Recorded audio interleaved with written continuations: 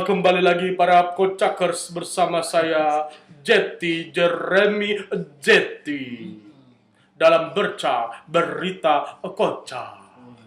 Tapi harus serem. Serem. Ya, siap. Teruskan. Pemirsa kocakers dimanapun berada. Oh, kenapa? Kenapa begitu? Biasa aja. Lalu ngopi. Satenya. Nah, warga udah ikhlas banget. Astagfirullahaladzim. Ya, para kocakers, diduga karena mengantuk, akhirnya seorang supir nekat untuk memejamkan mata. Lu ketawa lu?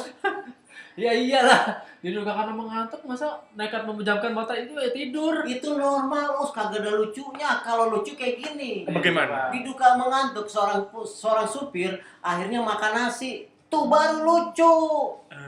Kocakers, demikian bercak hari ini. Bercak berita kocak. Oh.